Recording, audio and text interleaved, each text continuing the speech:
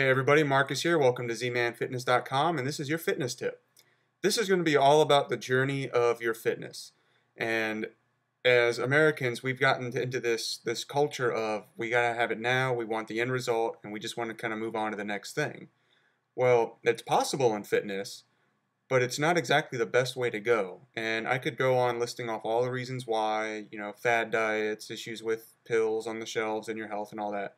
But instead, I want to concentrate on why it's so important to just sit down and take that journey through your health and fitness.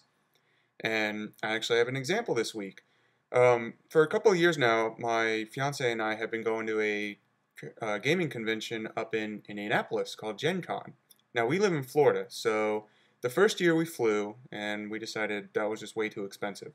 So the next year we decided to drive. That's a 17, 18-hour drive from Florida to Indy, and we basically just wanted to get there and enjoy ourselves. So we wanted that end result. We wanted to get to the convention, have fun for the weekend, and come home. So we drove straight through 17, 18 hours to get there. And the only time we stopped was, I think, one, maybe two bathroom breaks, and then to get coffee. And by the end of it, by the time we got up there, the back seat's full of energy drink cans and coffee, stuff that we didn't really want to put in our bodies, but we felt the need to because we were driving. Pull into the hotel, and I look at her, and I'm like, you know what? That sucked. That was awful. I never want to do that again. And then we promptly went to bed for like the first full half day of this convention. So we missed all of the opening stuff anyway. And I was like, you know what? That was just an awful experience. Well, last year, we decided to drive again. Only this time, we decided to make a trip out of it. We decided to make a journey. So we went up and we stopped at an aquarium. We stopped someplace to take a hike for a couple hours. We'd stop at actual sit-down restaurants and kind of like sample local foods and things like that in the states that we were driving through. So it made it a lot more pleasant, and we realized that we actually saved time because when we got there, we were relatively well rested enough to just put our stuff in our room, take a quick 15-minute nap, get down to the convention center, and start having fun.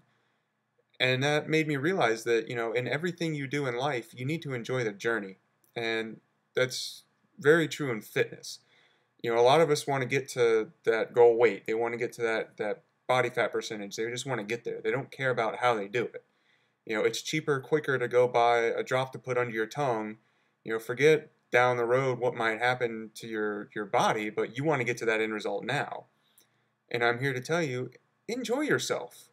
Enjoy the fact that you are exercising, doing something that not a lot of people are doing right now. Find something that you love. If it's playing a sport, that's your journey. Enjoy it. You're going to have setbacks. There are going to be times when you step on that scale and you say, you know what, I haven't lost any weight this week.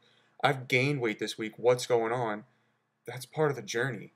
All right. You're going to have days if you're doing a specific workout, like, maybe weightlifting or cardio or something where you push real hardcore, you're going nuts, and you feel amazing. And then the next week you do that workout or the following day or whatever, and you just don't feel good. It's life.